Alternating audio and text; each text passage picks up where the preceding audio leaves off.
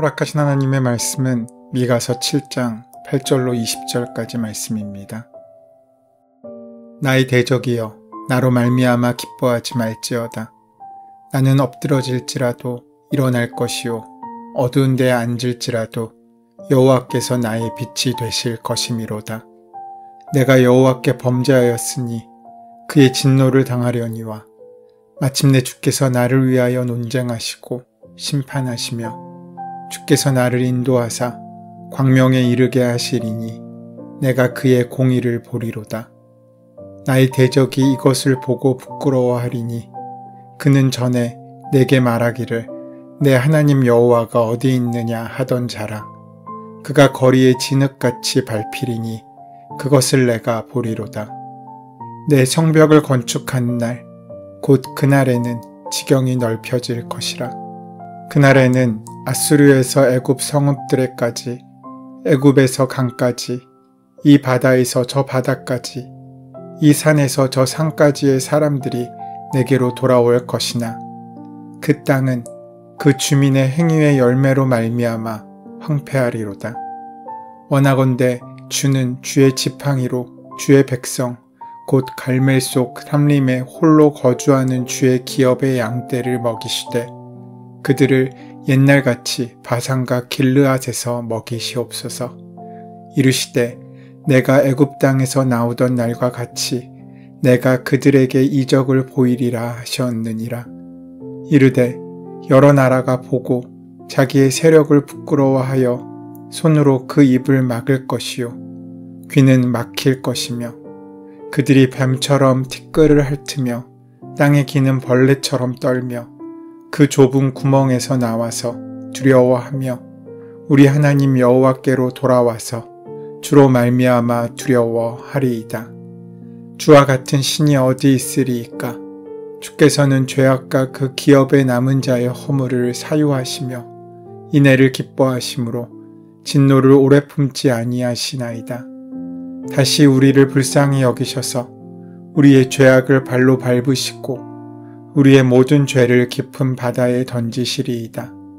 주께서 옛적에 우리 조상들에게 맹세하신 대로 야곱에게 성실을 베푸시며 아브라함에게 인애를 더하시리이다. 허락하신 말씀인 미가서 7장은 선지자의 탄식으로 시작합니다. 미가 선지자가 이렇게 슬퍼하는 까닭은 포도송이가 없고 무화과가 없기 때문입니다. 물론 이것은 단순히 더 이상 과실을 딸 수 없고 먹을 것이 없어서 나오는 슬픔이 아닙니다.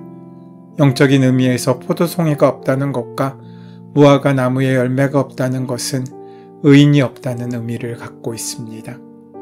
2절의 표현으로 그 이유를 말하자면 경건한 자가 세상에서 사라졌고 정직한 자가 사람들 가운데 없기 때문에 그는 탄식하고 있는 것입니다. 사람에게 소망이 없다는 것입니다. 그 어디에서도 구원의 불빛을 찾기 힘듭니다. 희망을 찾을 수 없는 상황 가운데 미가 선지자는 절규하고 있는 것입니다. 절망 그 자체입니다. 그런데 미가 선지자는 이렇게 선언합니다. 7절 말씀에서 오직 나는 여호와를 우러러보며 나를 구원하시는 하나님을 바라보나니 나의 하나님이 나에게 귀를 기울이시리로다. 절망 속에 희망이 있음을 발견하게 됩니다. 세상을 바라보면 희망이 없지만 눈을 들어 하늘을 우러러보니 거기에 소망이 있었던 것입니다. 바로 주님으로 말미암은 희망과 소망을 만난 것입니다. 미가 선지자는 그래서 나는 여호와를 우러러본다고 선언합니다. 미가는 지도자부터 백성들까지 왕궁에서부터 가정까지 그 죄악이 만연한 남유다가 주님의 심판을 받아 멸망하게 될 것을 선포하면서도 하나님의 택합을 받은 이스라엘이 곧 처하게 될 암담한 현실 앞에서 그의 가슴은 갈기갈기 찢어졌습니다. 어디를 바라보아도 희망을 발견하지 못한 그의 마음이 얼마나 비통했겠습니까? 그러나 그 좌절의 순간 눈을 들어 주님을 우러러보자 그의 가슴에는 새로운 희망이 넘쳐나게 됩니다. 미가에게 주님은 어떤 존재입니까? 다시 말하면 그는 주님을 어떤 분으로 인식하고 있기에 이렇게 절망적이고 어려운 상황에서도 좌절하지 않고 그 주님을 우러러보며 소망을 품게 되었겠습니까? 미가는 이 세상 어디를 살펴보아도 여호와 하나님과 같은 신은 존재하지 않는다고 고백하고 있습니다. 그는 자신이 믿는 여호와 하나님의 성품을 이렇게 말합니다. 먼저 그 하나님은 구원하신 하나님이셨습니다. 애굽에서 비참한 생활을 하고 있던 이스라엘을 하나님께서 구원해 주셨습니다. 그러나 이스라엘은 구원자이신 하나님을 속히 저버렸습니다. 그럼에도 하나님께서는 오랫동안 참고 기다리십니다. 에덴 동산에서 죄를 범한 아담과 하와를 포기하지 않으신 하나님은 죄악의 온상으로 변해버린 이스라엘 역시 단 한순간도 포기하지 않으셨습니다.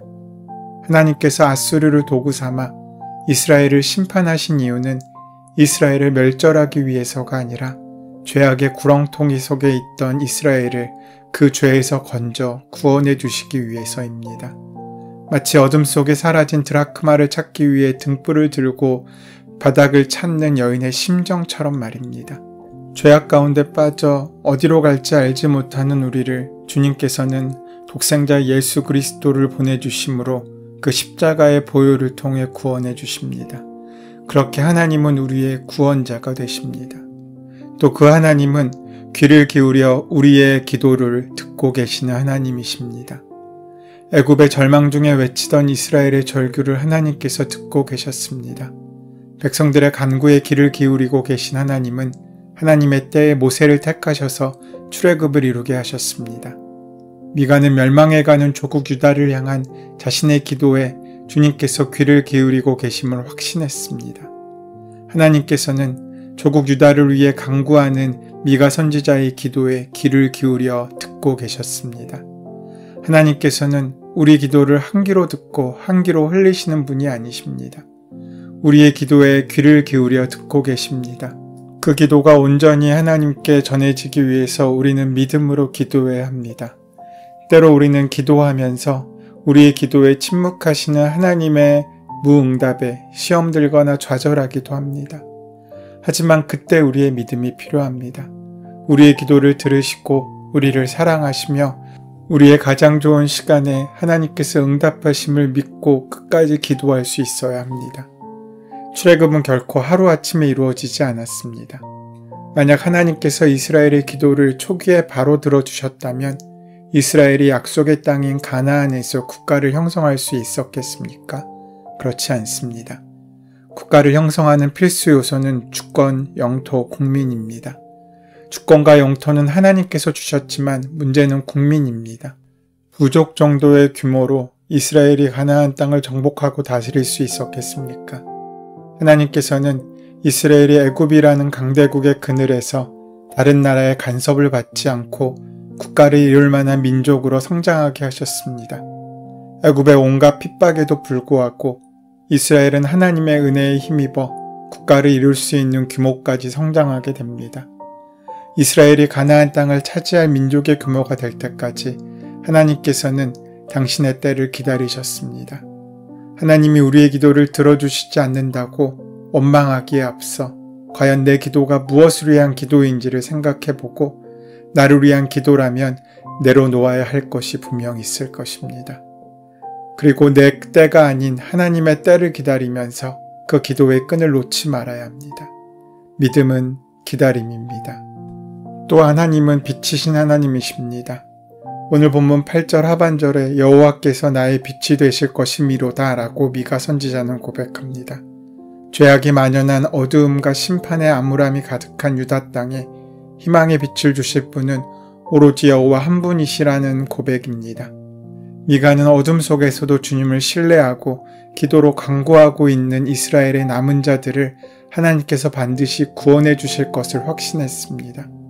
하나님께서는 죄악의 어둠에 덮여있는 이 시대를 밝히시는 진리의 빛이십니다. 구원자이신 하나님께서 나를 위하여 논쟁하시고 심판하시며 주께서 나를 인도하사 광명에 이르게 하실 것이라고 9절에서 말씀합니다. 하나님께서 피조물에 불과하고 죄악으로 가득한 우리를 구원하시기 위해 독생자 예수님을 보내셔서 십자가 대속의 보혈로 죄를 심판하셨습니다. 그리고 생명의 빛을 비추사 우리를 죄악의 어두움에서 생명의 길로 인도해 주셨습니다. 또 그 하나님은 공의의 하나님이십니다. 9절 말씀에 내가 그의 공의를 보리로다 라고 미가 선지자는 말합니다. 전쟁에서 승리한 이방 열국은 자국의 신이 여호와를 이겼다고 착각하면서 10절에 내 하나님 여호와가 어디 있느냐라고 조롱할 것입니다. 하나님께서는 범죄한 이스라엘에게 그에 상응한 책임을 물으셔서 심판하셨습니다. 남유다의 멸망은 범죄한 이스라엘을 향하신 하나님의 공의입니다.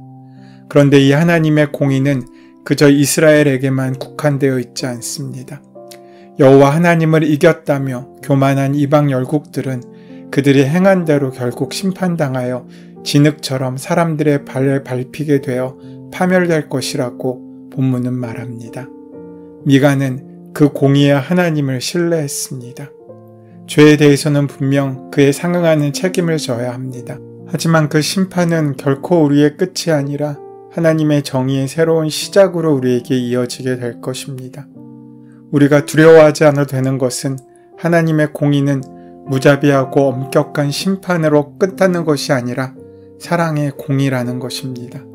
공의의 하나님인 동시에 인애하신 하나님이십니다. 이스라엘의 죄에 대해 책임을 물으시고 심판하신 하나님께서는 이스라엘을 다시 회복시켜 주셨습니다. 그 하나님은 인애하신 하나님입니다.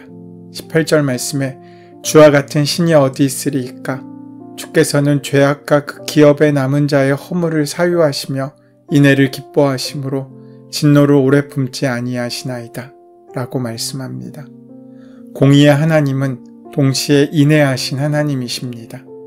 하나님은 진노를 오래 품지 않으실 뿐만 아니라 은혜와 사랑을 베풀어 주시기에 즐거워하시는 인애하신 하나님이십니다. 인애하신 하나님은 죄인인 우리를 불쌍히 여기셔서 우리의 모든 죄악을 완전히 제거해 주셨고 동시에 우리의 죄악을 더 이상 기억하지 않으십니다. 미가 선지자는 이제 마지막으로 기대에 찬 목소리로 이렇게 외칩니다. 마침내 주님께서는 나를 변호하시고 내 권리를 지켜주시고 나를 빛 가운데로 인도하실 것이라고 말입니다. 비록 지금까지는 원수의 조롱 속에 있어도 비록 지금은 다 빼앗겨 가진 것이 없어도 그는 기대를 버리지 않습니다. 심판의 메시지 가운데서도 기대를 놓지 않습니다. 많은 사람들이 성경을 오해합니다. 특별히 구약의 하나님을 오해합니다. 많은 책망과 심판의 메시지로 가득하기 때문입니다. 그러나 사람들이 모르는 것이 있습니다. 심판의 중심에는 하나님의 기대가 있다는 것을 말입니다.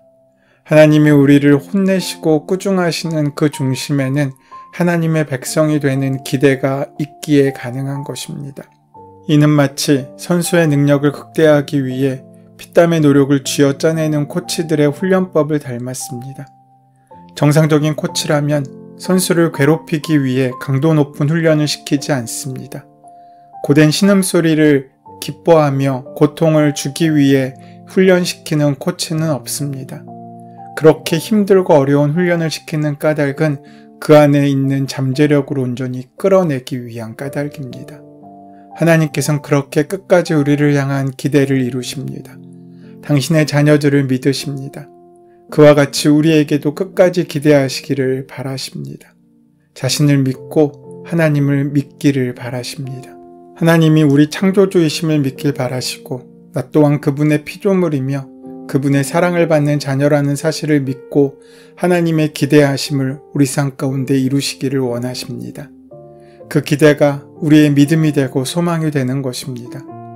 우리의 신앙이 흔들리지 않고 굳건히 하나님을 바라볼 수 있는 것은 그 하나님의 기대 때문입니다.